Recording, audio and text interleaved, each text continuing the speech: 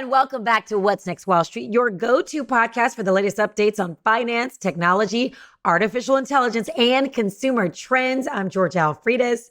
Hey, Georgia, and I'm Dave Matthews. Join us as we break down the week's top financial stories, and we want to hear from you. You can email us at WNWshow@gmail.com or catch us on social media with the little @ What's Next Wall Street. You can watch on YouTube at WNW Show. That's a little @ WNWSHOW. And we recently changed our YouTube address, so we're rebuilding it. We need that algorithm magic, and we need you for that. So go over there at What's Next Wall Street Show, WNW Show, and hit that subscribe button. Stay informed on the latest tech and finance trends. Plus, you already know this, but you can listen to us on Spotify, Apple Podcast, or wherever you get your damn podcasts. That's that.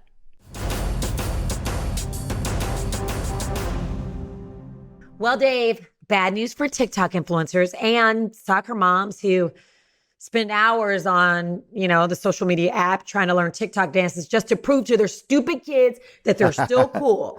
I might or might not be talking about me, but I want to see this. I have to find your TikTok channel. President Biden just put the spotlight on TikTok with a new law giving ByteDance, its parent company, an ultimatum. Either sell TikTok or risk getting the boot. But hold up.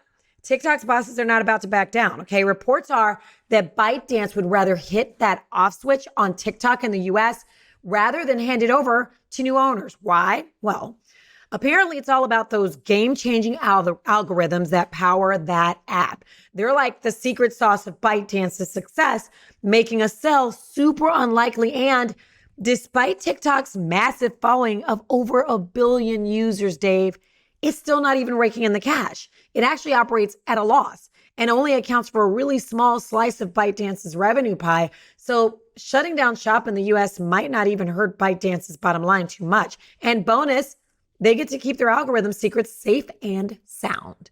Yeah, that magic algorithm. Now, did you know that TikTok used to be called musical.ly, Musical.ly, in Shanghai, China, and the founders, Zhu That's and Yang, because it's for music. It's for learning dances. Yes, but listen to this. They teamed up to build an educational social network app through which users could both teach and learn different subjects through short form videos.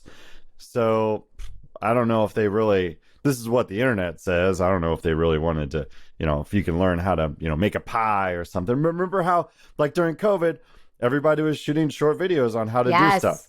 So Georgia, you're right on with their vision of learning with the app, but I think the popularity of music really got this, and dances really got this going over. Absolutely. Over the edge. But the algorithm for the USA is tuned for endless endorphin rushes of fun and comedy, and for China, it's designed to spur innovation and learning. Wow. Great. Just like our schools. Yeah, right. Meanwhile, Twitch is rolling out a new video discovery feed to all users. It allows users to discover new streams by scrolling through, guess what? Short video bits from live feeds. So it's going to be like a little, I don't know, maybe a Reels version of what's happening behind the scenes. Are these kids who are learning now, are they ever going to be able to watch anything past a minute? Will they have like minute movies? Because they're just not going to have the attention span to do anything. That's right. Yeah, and one of my friends, she does amazing 1-second video montages of her trips. And at first I'm like, whoa, I can't even get into that. But she does so many 1-second clips, and she's like a video producer, legit. Yeah. So now when she goes on trips, I'm like, give me those 1 seconds. Yeah, but I don't know. It's going to rewire our brains. Just think about with a Meta face mask on or an Apple Vision Pro. Can you imagine like boop, boop, boop, boop, boop, boop, 1 second video clips or short form video all the time? Just like, give me another. Yeah. But maybe our brains will be trained to learn faster. No, probably not. It's just probably gonna make not. us And then we all won't have antsy. Conversations. Yeah. Yeah. I guess that's a digital version of caffeine, Georgia. Oh, speaking of, go ahead. Yeah, there you go. Hey, another news. Can you imagine owning your own social media network and then having to get permission to use it? Well, back in 2018, Elon Musk was slapped from the SEC with a Twitter sitter rule where he was making moves to take Tesla private. Remember, he was tweeting like Tesla 420 because he loved April 20th. Nope, that wasn't it. It was because he loved weed, and the slang for weed is 420. And he said he was going to take Tesla private at 420. Obviously, that hasn't happened. Tesla's been recently having a little bit of kick in the pants with shares, but he's trying to do things like remove employees, those pesky, PR groups and such. I know. In order work for you and stuff. What? Yeah, exactly. Who needs them? So, meanwhile, Uncle Sam was not happy with Elon's tweets, and that caught up in the SEC agreement where he had to get permission. So now he needs a lawyer to give a social media post about Tesla a once-over before he tweets. And looks like he's still too widowed to be left alone with his little company. Oh. He's been battling it out, calling this move unconstitutional. But the Supreme Court is not taking the challenge. Wow. Georgia, he sounds kind of like another crybaby who's been slapped with fines for running his mouth in and out of court. I forget that guy's name. I know, it's weird. I saw him a lot a few years ago. And the government is not taking its foot off Elon's neck. I mean, there's a fresh investigation sparked by a massive recall last December. You remember this? Over 2 million cars were called back due to issues with autopilot. We talked about this on a previous show, promising full self-driving. You did that, right? You did full self-driving with your car. You bought a Tesla a couple, like last year or the year before, and you got rid of it. Yeah, 2 years ago I bought it just to mess around with the software on it. And but yeah, go on. It's I'll talk about that in a second. Okay, well, crashes are still happening even after they install new safety features. Looks like Tesla's got some splaining to do. Right. And that's one short on the 100% recall of the accelerator pedal in Cybertrucks, that all they require is a single rivet to cinch down the pedal. It turns out that the pedal was sliding up, the plastic covering on top of the pedal, so it was getting wedged under the top of the fascia scary. Underneath the dash. Oops. That's terrifying. But that's fine. It's a full recall, and it takes like 2 seconds to fix by just putting a little rivet on there. Crazy, right? And then their full self-drive, which I mentioned on several shows, really isn't. But in fact, it's being run by their new AI engine these days versus what I had a year ago, which was programmatic rules. Like, if the car sees this, do this. And, also Ford's getting in trouble these days. They have an autopilot on their Mach-E Mustang and on their Lightning trucks. And oops, those cars are hitting other cars that are stalled in lanes. And this just happened with me. I saw on this 1,200-mile road trip, I saw a couple cars that were just parked in a fast lane. I'm like, are you fools crazy? Yeah, push that car off of the road. Don't sit in the middle of the highway. It's crazy. I saw your car, by the way. Excuse me. Yeah. We digress. I saw your little Porsche you drove to California. Yeah. What year? 85, wide body, that blue. thing is beautiful. Yeah, it's Prussian blue metallic with a special champagne interior. It's gorgeous. I got a special birthday coming up this year, so you should sell that thing with the friends discount to my husband for me. Oh, good. My present that I gave you is right behind you, isn't it? Yeah, it's your Hummer, the Hummer SUV. There it is. I'm never getting the Hummer, so this is. You're cool. That's so great. All right. Also, Musk has his sights set on China. He's in Beijing, working his charm. Does a kid with Asperger's have? Oh my gosh, some do. Yes. Send your emails to Dave on that comment, okay? Not What's Next Wall Street. By the way, if you want to email us, we're up for that too. Yes, WNW Show, WNWSHOW@gmail.com. Yes. Or comment below if you're watching on YouTube. Yeah, exactly. Elon is working his charm to get the green light for this same new driver assistance tech. I guess he's not calling it full self-drive anymore, but driver assistance tech sounds easier. And to move driving data overseas. So listen to this. China wants the servers and the camera feeds and all that data to sit on Chinese servers.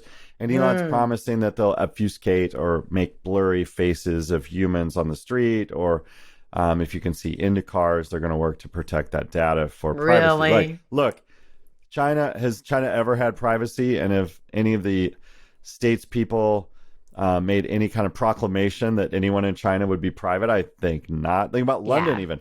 You walk around London, one street corner could have 40 cameras on you in London. So it's insane. Yeah, I think this idea of being anonymous in society is very low. So he's in Beijing right now, working his charm to get the green light for the driver assistance tech. But it's not looking good for Tesla in the U.S., at least not for employees. We told you about layoffs a week ago, but Tesla's still trimming the fat with layoffs. Over 6,000 workers are getting the boot in California, Texas, and Nevada. Wait, Nevada's Texas, they just built that cool new place massive, and hired all those people. What are you talking about? Yeah, largest, in Austin. You drive around alongside of the freeway. If you land in the Austin airport, for those of you traveling to AUS, you leave the airport, and on the right-hand side of the highway as you're leaving to go into the city, you see this massive building on the side of the road. So, 6,000 people are getting the boot. It seems like sales are slipping and competition's heating up. They need to remove that overhead to get the books balanced and the stock moving up. At the same time, when Cybertrucks are rusting and their front suspensions aren't as beefy as anyone expected them to be. I mean, look, your truck has an option called Beast. And if it's not Beast, then why did you fire your marketing and PR department? Because who's going to put out fires from those customers, Elon? Just crazy. Well, you know what? I feel really bad because the other day I told my husband he needed to get his CPAP or sleep in the guest suite. And now this. Oh, wow.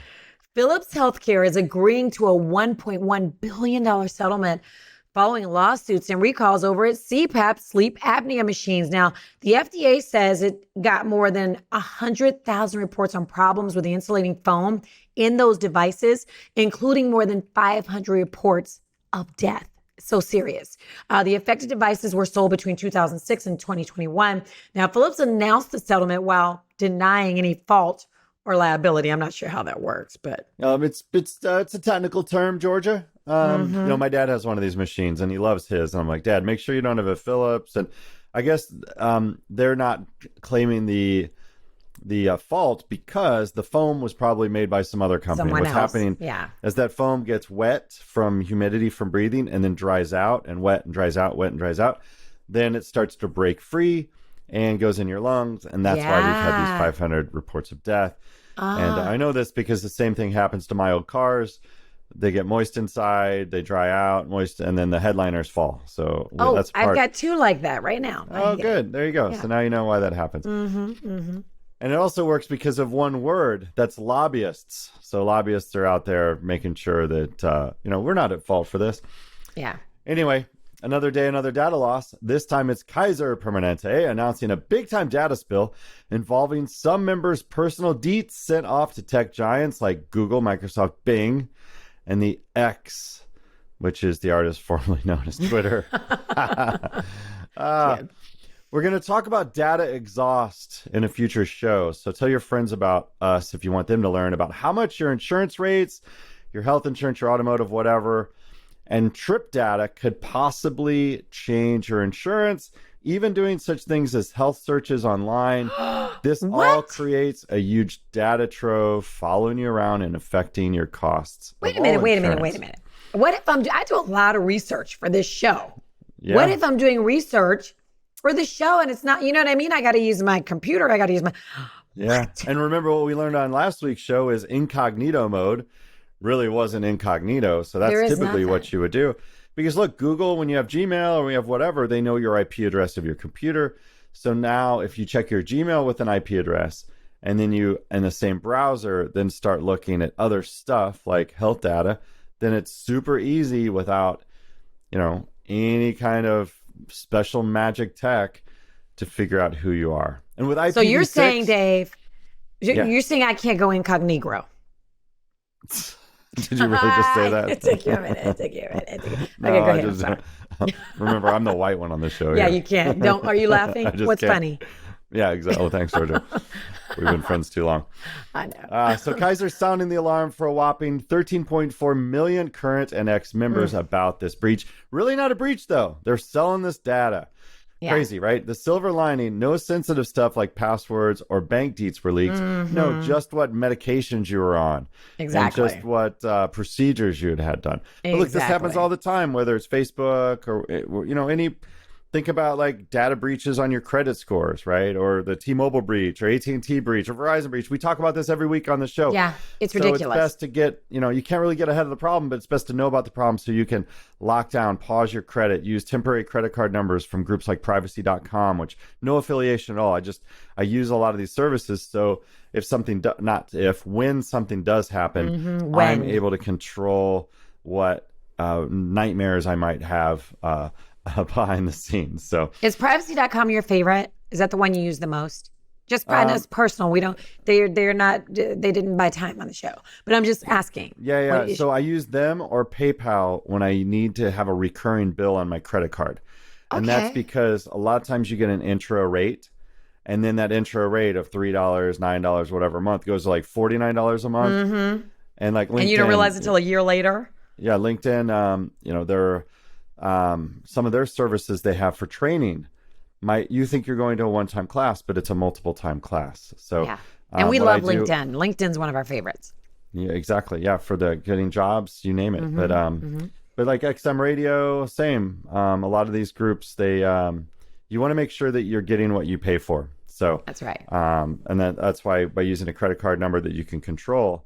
Because think about it, like if you have your credit card in your wallet and that gets compromised, and that's on like your kids' soccer, fees, or maybe a parking lot that you have to have a monthly subscription to. Now, if that card gets compromised, you got to go everywhere and change that card number in all the places. But by using services like PayPal or privacy.com, you can not have to reissue a credit or retype in all your credit card information, which is a pain in the butt. Yeah, it is. Meanwhile, the record is definitely broken, Dave. Looks like the FCC is laying down the law on the big mobile players for sneaking around with customers' location data. We just talked about this. T-Mobile is getting hit the hardest with an $80 million fine, while AT&T and Verizon aren't far behind. We talked about this. Is this the same thing? So AT&T and Verizon aren't far behind. They're coughing up $57 million and just under $47 million, respectively. Even Sprint, now part of T-Mobile, is being slapped with a $12 million fine. Is this the same thing we talked about like a couple of weeks ago? No, this is location data. So Lord have mercy. It was breaches. Now they're look, this is the same thing that happened with the late O.J. Simpson's location of the white Bronco. It was given up by cellular phone providers as his buddy AC called 911, and the white Bronco was found rolling on the 5 to the 405. Wait, I just did that on the past Saturday in that 911 you mentioned. All right. George, the FCC has been on the case for 4 years, starting back in the Trump era, to find this data. And all these carriers, they're saying, nope, not taking it laying down. They're gearing up to fight back, planning to appeal these fines. And that's going to be one heck of a legal showdown, we think. But all this is net neutrality that Obama ushered in back in 2015, and Trump's appointed FCC chair abolished in 2018. It came back into fruition this month under Biden. Now, this rule reclassifies broadband service, making it an essential service and fast, open, and fair. Yeah, blah, blah, blah.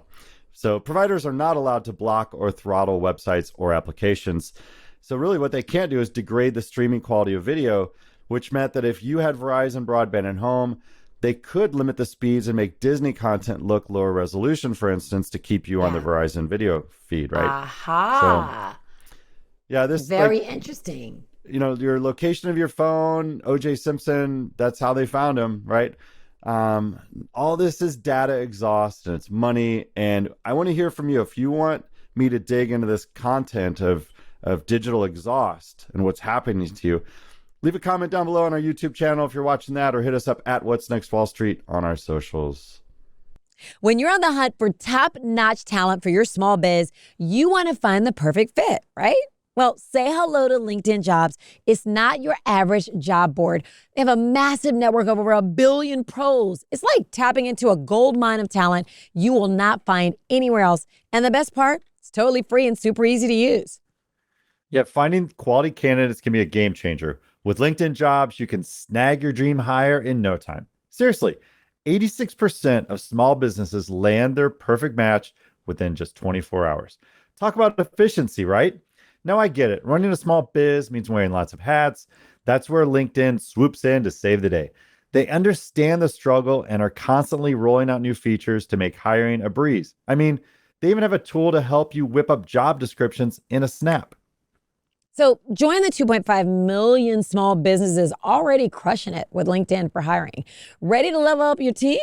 Okay, head over to linkedin.com/WNWS to post your job for free. Yep, you heard me right, free. So what are you waiting for? Terms and conditions apply, but hey, the opportunity's knocking.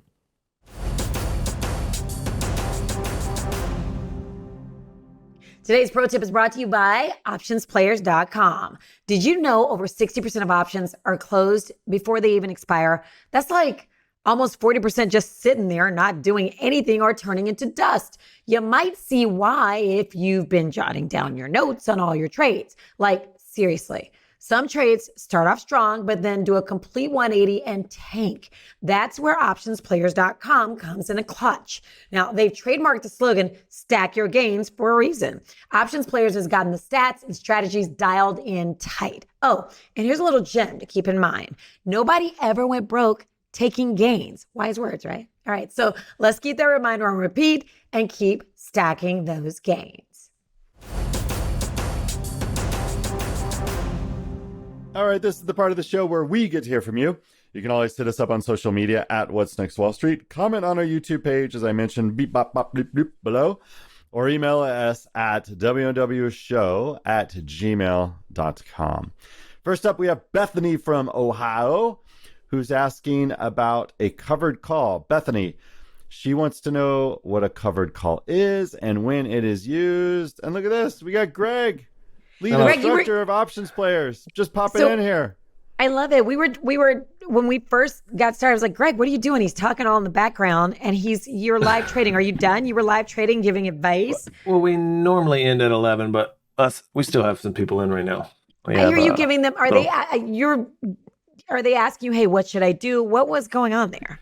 Most of them aren't asking me what they do. A lot of times, they all know how I trade. Most of them do. And a lot of times they point out like, hey, we're about to get to this. Should I do this? Or, like, this is where you usually would do that. So a lot of times, like I always say, I probably miss 80% of the trades that I would want to get into. Either I didn't see it or, I was paying attention to one of my extra monitors, So it's just a group and we just train together. For example, we have something called the little speed limit, which is just a daily VWAP that just pushed off to the bottom that was near a trend line. And we traded it up, or at least I did, made a few dollars. That was just a few minutes ago. But since y'all started talking, I think we made like 2 trades. Other than that, we just wait for a setup and then we hit it. I love Went it. on to, what was the question? I know, I was like, sorry. What are covered calls? Covered calls. Okay, when do you use them? A covered calls is just when an investor or someone just sells an options call contract against something they already own. All right. So in the world of, you can actually do this with houses and everything else. Okay, that's a lot of how people wholesale houses. And okay, so let's get out of all that and just say we're strictly doing it with stocks, equities, or indexes or whatnot. You own 100 shares. First off, you need to own 100 shares unless it's some weird 10 contract thing, which we're not even going to discuss. You own 100 shares of something, you can sell one contract of calls against it. And you'll receive what's called a premium or a credit. That means you're receiving money for this. Why would you do that? You just discussed why a lot of when you were talking about yourself? how a lot of options are worthless before expiration, and that's why. Now, there's a lot of manipulation, and I can kind of show you on a chart when that happens. And that's because who is the person that really sells options? It's usually the market makers, people that have a lot of money, your big firms, all your, the big people. They got billions and billions and billions and billions of dollars in all these companies. And then they sell options for certain reasons, and we'll discuss those. But they have so much money, they can control the market. So they think, oh, this needs to go up a little bit more, so my options don't, I don't have to pay out these options. They'll just lower the price, and they can do that by selling or buying more. That's why you usually see it get to a certain area where their break even is, and when it gets there and goes above it, we have a rule, or I have a rule during the daily when I'm trading SPY, for example, and it has daily options. If it gets above like a 1 standard deviation of the volume weighted average price, which is the average price the market makers would have sold at, before noon, I'm normally looking to play the reverse because I know the market makers are most likely going to pull that back down so they don't lose money. And guess what? It works almost always. So unless you just get crazy and you always bet it, and if it starts running against you, you have to cut your loss. You can't expect it to work, and that's what it is. So cover calls, why you want to do it. First off, you have to understand smart object. You could do it for multiple reasons. Okay. And I'll kind of explain it. Income on stocks that you don't think is going to move as much as the IV thinks, and that's implied volatility.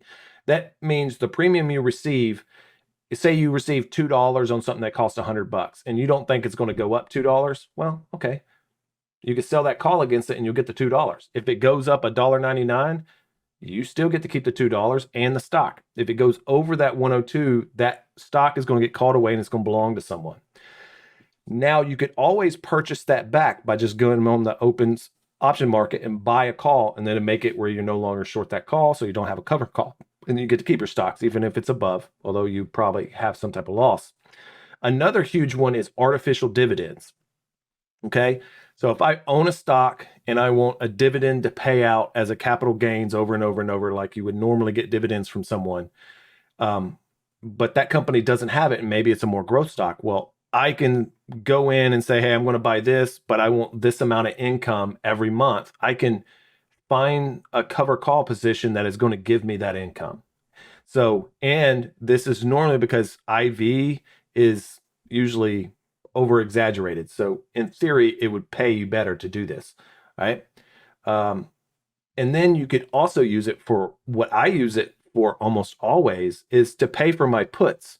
So for example, the market has gone up dramatically over periods of times when it's down like it, 400s and now 440 and it went up to the 500s. When it got to like 520, I wanted to buy puts to protect all these gains I made. Well, I don't want to just give money away that I've earned. So how can I stop myself from losing money? Okay. I sell a call. Maybe let's just say I get $2 for it. And now I can spend that $2 to buy a put, normally the same strike price. So now it doesn't matter if the price goes up or down. At expiration of both of those, I'm going to get that 520 that I paid for it. Now you're probably like, why would you do that? Taxes. It's always about taxes. Short-term taxes for me cost a fortune, right? I make a little bit more money than some people. I'm paying up there, I'm paying like 40% on these, but then if I hold it long-term, I'm only paying 20% plus what we call the Obama tax, which is like 2.5 on whatever you earn for capital gains, but that's for all of them. Well, let's just get rid of that. So what I could do now is it's a long-term trade. So I'm not being taxed at 40%. If I hold it for a year, I'm getting taxed at 20%. So let's just say I make 40% in 6 months, but I want to hold it for another 6 months, right? Before I sell it. I can sell a call 6 months out and then buy a put 6 months out, normally going to be about the same price. And then I can just wait 6 months. And then no matter if it goes up or down, guess what? I'm selling it at 520 with my put, or if it goes above 520, someone is paying me 520 also for it. So regardless, I'm getting 520 and now I only pay 20% tax instead of 40. You got to understand. So there's some tax purposes behind it, and then just protection overall. So let's just say you're in SPY right now, it's at 593 cents. If you say, okay, I don't think SPY is going to go above 550, but I want to make a little bit of income. Let's just say you don't think it's going above 520. So you can go a week out. We'll go to, what would that be? We'll just go 7 days out, whatever that is every time. 7 days out for at the money ones are exactly $4.85. So if I go to 520s and I say, okay, I don't think it's going to go above 520s, I can make $17 a contract off that. Not great, but in theory, I could just make 1% every week just by selling those against it. There are risks against these. Also, you have to understand that if you continue to do this, it could go down and then jump up and you actually start losing money. But just know that in theory, it's a way to help protect you. But when you understand covered calls with buying puts and things, it's called a collar. You can save yourself a lot of money on taxes. And I'm not saying, especially retirement, and you're doing this with a few $100,000, you can save yourself no money because retirements aren't taxed. But if it's not a retirement, you can save yourself 20, 30,000.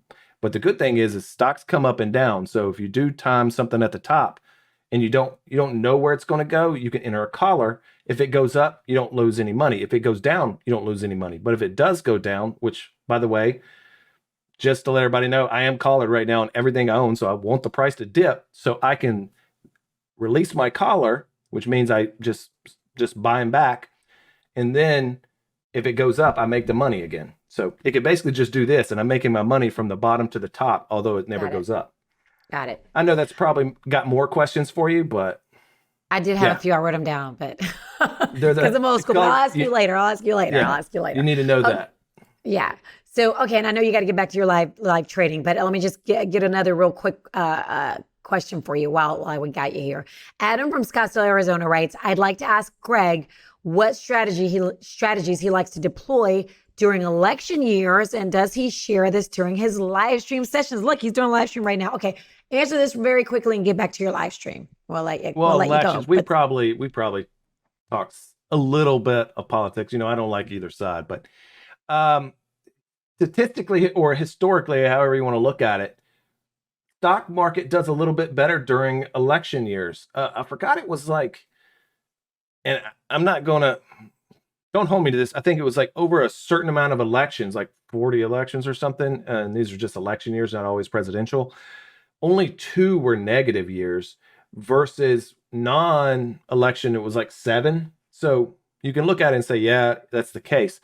I think a lot of what you see is nobody really knows what's going to happen. So everybody's kind of that fear, right? So there's just good with the status quo and just barely goes up. And there's no craziness. And then whatever else happens and it goes crazy. But look, it doesn't matter. And this is political, but I don't really care. It doesn't matter if you're on the left or you're the right. They're all in big business. If you think Republicans are big business, you lost your mind. Everyone on the Fortune 500 is donating to Democrats for the last 30 years. I don't know what you're talking about. That's big business. But then the Republicans have their own big business because they like money. They're all getting rich, okay? Every politician you got there, whether if they were a bartender with a degree in business that is useless and they showed up broke, now they're millionaires somehow. And I don't know how it happens, but a lot. And they're like, oh, like, for example, you had this one Republican was basically just buying stocks left and right and then voting on it. That's what they do. So regardless, me, I hate them both.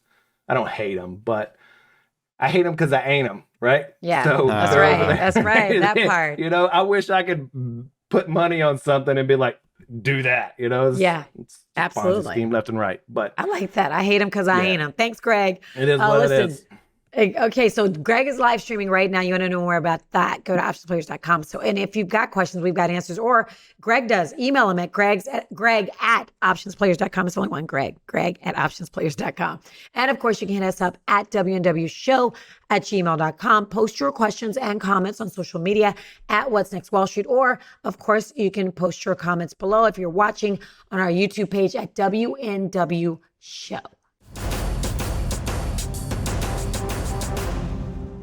All right, the AI wars have heated up with Zuckerberg's Llama 3, released April 18th, 2024. Yes, it's spelled and pronounced like the animal llama, and released as open source, which is exciting and interesting on its own. Now, Elon, too, has done this with his AI called Grok a month ago, back March 28th this year. He open sourced it as well.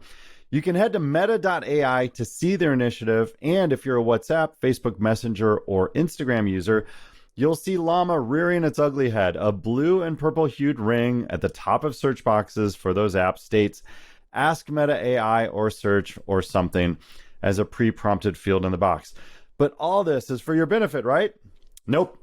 You see, Meta is doing this in an effort to collect more data from you and train their large language model, which is a way for them to figure out what people are searching for while their engine collects data and perhaps feedback. Like, when you ask a second question after a first one for more clarity, or even you cancel a search in frustration. Now, this training data is important because Axel Springer, parent company of Business Insider, formed a global deal to allow OpenAI, a competitor, to train its models on the brand's reporting. So that'll be a different data set, right? That'll be hopefully paid reporters who have journalism degrees versus you just asking for something inside of WhatsApp. But anyway, I digress. These types of deals follow Reddit with OpenAI as a way to figure out how to get user data into these AI systems to start creating more repeatable content for end users. And that hopefully is reputable content as well. Because if you think about it, Reddit, probably doesn't have the best content out there because it's just a bunch of trolls and people talking in innuendo, which AI doesn't really understand very well. It can repeat it, but it's hard for it to understand the true meaning. And if people have answered something incorrectly or correctly, the weighted average gets confused, which kind of sucks. Look, Georgia and I did this same thing back in the late 1990s with the QCat. This was a barcode scanner for the internet, and it plugged into your PC. If you scanned a barcode with this first ever Internet of Things or IoT device, it would echo back the results of what you scanned to a specific web page. Now, this predated QR code by many years, and it worked with the linear line-based codes that you see on any consumer product like chewing gum or magazines. But if the code did not exist in our database, meaning we didn't have the barcode or the destination, we'd ask you where you thought it would go instead of giving a 404 error like most websites would even today if you typed the wrong web address. But if more than two people gave the identical web destination, a team like a call center would bless that location into the active database, and subsequent scans of the barcode would drive users to that location. So this idea of a mechanical Turk or groupthink is nothing new to internet global connecting software. But think about it. We went through an era 10 years ago where people were getting rickrolled, where you would have a Rick Astley video, never gonna give you up, never gonna say goodbye, I'm not gonna sing this song anymore. But this, you could get rickrolled on this. So if everybody programs the AI to be a jerk, which we've literally seen happen when IBM put their AI on Twitter, they turned it into a racist asshole. So you have to stay ahead of that in all of this programming, because really an AI is just a word cloud that's looking to see what words have come before or after another word, and it just spits it out. It doesn't know what it's doing. It's not thinking about anything. But Elon's Grok, his AI code requires a $16 a month premium subscription on X, and it can indeed be downloaded because it's open source, but it requires so many H100 cards from NVIDIA that you won't be able to find or afford them, if you have a rent or mortgage payment. That's because his data set has 314 billion parameters, and that's a lot, kids. So I ran into a friend who told me I needed to search for a video on Insta. Insta, it's what the cool kids call Instagram. Maybe not cool anymore. Maybe it's what old people call Instagram. And I typed what was normally the search box at the top, and something that my friend had seen, I typed in the video I was looking for. And of course, the AI went haywire and started babbling things that were nowhere near my desired result. So I kind of wish there was like an AI chatbot that you could go into, and then the search box were two different things, which it used to be that way. But, like I said, Meta wants this training data for you. So I replied to the AI, no, just give me the search result like the app used to. But it said, like a digital therapist drinking the corporate Kool-Aid, it said, change is difficult sometimes, and we know it's hard, but this is your new reality, or something like that. So I just closed the search box and called it a night. But what other consumers will hate is that it didn't show you what I was interested in, because the LLMs look at a growth situation from a macro level, not your specific micro level. Like, it needs to weigh the people I'm following or my friends' friends. It should have some sort of context around search instead of looking at every word in the database. Like when I ask Siri to play music, she goes for the channels available without thinking about what I've been doing for, the last few decades on my phone.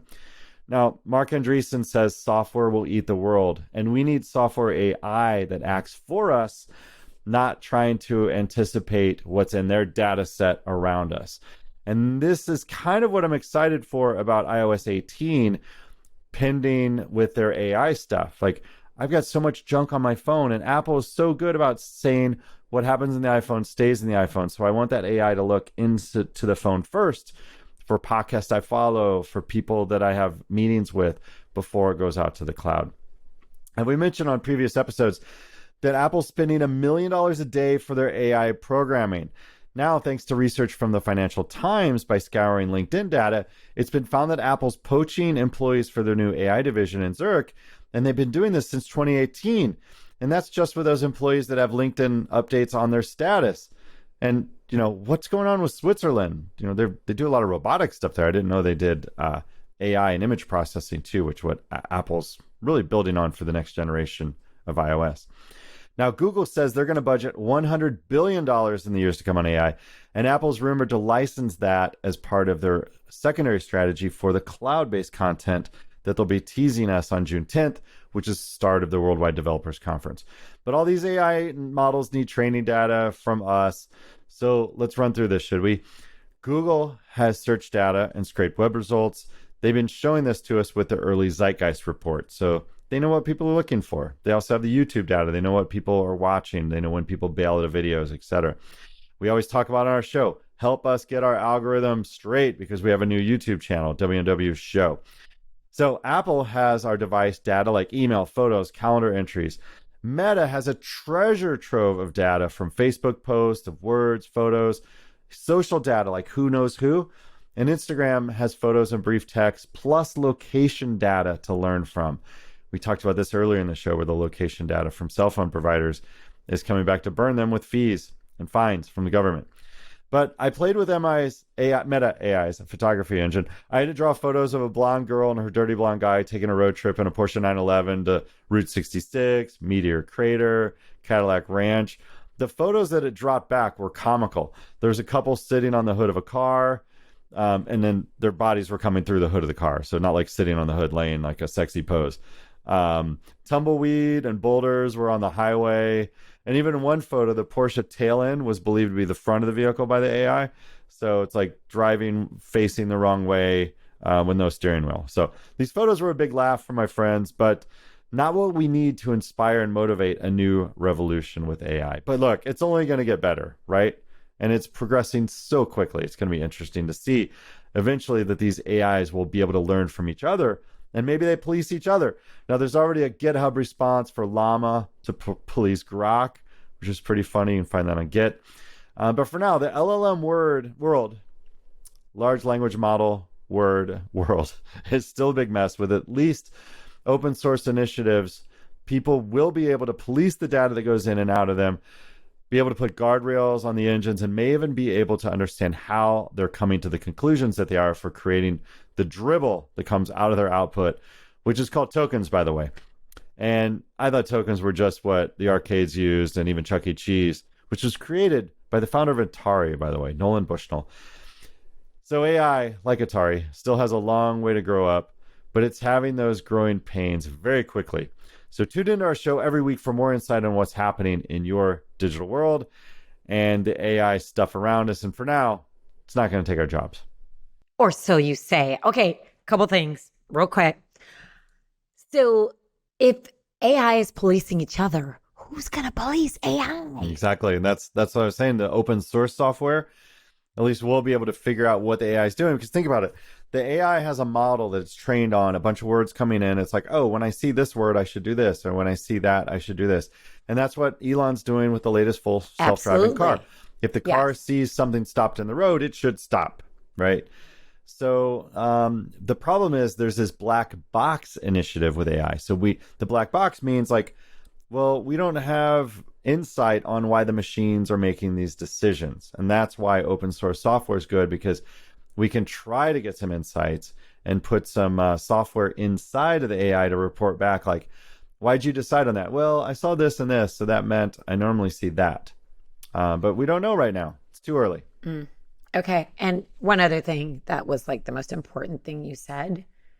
The person who created Atari created Chuck E. Cheese. Yeah. Nolan Bushnell. What? How cool is that? I had no idea. He's such a cool guy. I'm friends with his son. And I had, coffee chat with Nolan and legacy dude. That's insane. So awesome. I had no idea. No idea. Think about it. Cool. Chuck E. Cheese, the arcades and the kind of the energy and excitement around that, it's a tangible version. The scary mice. Yeah. Scary mice. Sorry. That is true. He probably didn't create those though. He's too cool. I hope not. No. Thanks, Dave.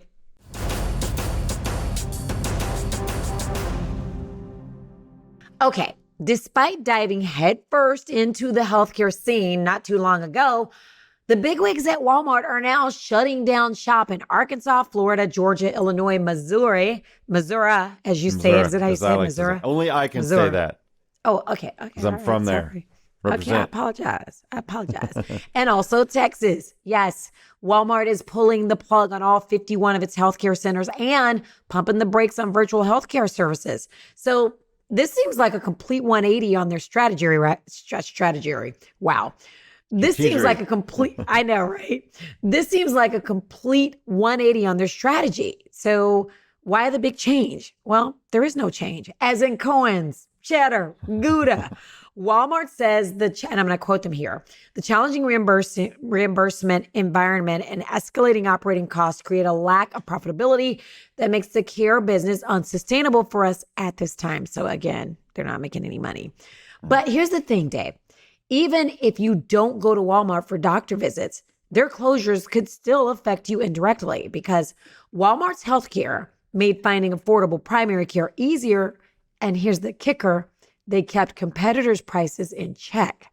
Also, this move might just leave a gaping hole in healthcare access, especially for those people without insurance or those who aren't, rolling in cash. So if you've been relying on Walmart for your medical needs, it might be time to start scouting for alternatives like CVS or Walgreens. Both offer basic services. Also telehealth. They still offer virtual visits for medical advice and prescriptions, and it's usually covered by insurance. And Walmart's pharmacies and their vision centers escaped the chopping block. So that's good. The vision centers they're even expanding. So you can still snag medication therapy, health screenings, et cetera, et cetera. So there is a bit of good news, but the increased pressure of healthcare might just be the biggest rising cost of healthcare. But we're out of time, so we'll have to talk about that another week, maybe next week. And if you unpack that, look, they're trying to get coding for reimbursement. And the system is so complex. If you don't code it right, then you're not going to get reimbursed. We've been talking about that with some of my business meetings that I have. And can AI normalize coding? Because AI can look at big data sets and try and make this easier. My sister-in-law, she's got a medical practice, and she hired somebody just to specialize in coding to make sure she gets reimbursed. So this is a thing that if Walmart can't do it, remember Google too. Google got out of healthcare. Yeah, so it's tricky. I don't know. And there are many doctors who are like, I can't afford my insurance. It's just not worth the headache. Wait, doctors, right? Doctors. I mean, I know people. Practice insurance. Is that what you mean? Okay. Yeah. I'm sorry. Yeah. Because we're talking about insurance and I'm confused. Yes. Yeah. That insurance is so incredibly expensive. So yeah. Interesting. I'll say. All right. Well, remember, if you've got questions, we can try and help you answer them, and we'd love to hear from you. Email us, WNWSHOW, that's WNWshow@gmail.com, or hit us up on social media at What's Next Wall Street. That's right. You can watch episodes of this at WNW Show. That's WNW, well, you got it right, at WNWSHOW on YouTube, okay? Because we just switched it up. So type that in the search box. Or, of course, you can listen on Spotify, Apple, or wherever you get your podcast. And listen. I mean, listen, right? Listen. When you're in, not just when you're in the car, but if you're at, a lot of people getting ready to take trips, you're sitting at a boring graduation, just put your headphones in and listen. So just listen funny. Whenever you get a chance, right? Yeah, that's funny. I found my brother's graduation tape the other day and I digitized it. And you're just like waiting for 500 people for that one name to be called, right? Especially your last name, Matthews, is way. That's my government last name, Foy. I was kind of, I could actually leave, but I couldn't leave. But my people could leave. But how many, Dave? How many were in your graduating class? Like 560 or something. Not a whole lot. But now it's got to be 2,000 kids in school.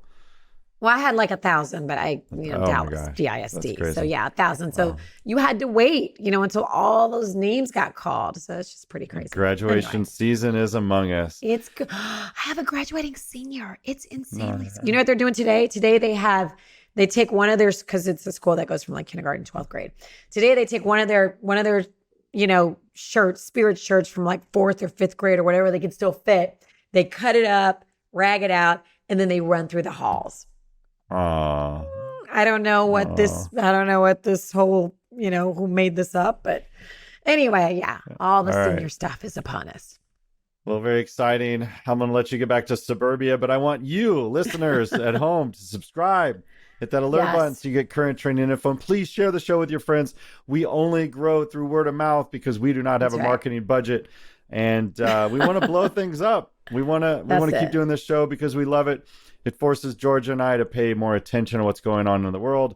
And we boil down those stories and bring them to you in nuggets of knowledge that you should share with your friends, because your friends are going to be like, man, that was a really cool thing you sent me. And maybe you guys can get rich, not only in the bank account, but in your brains as well. And that's what it's all about.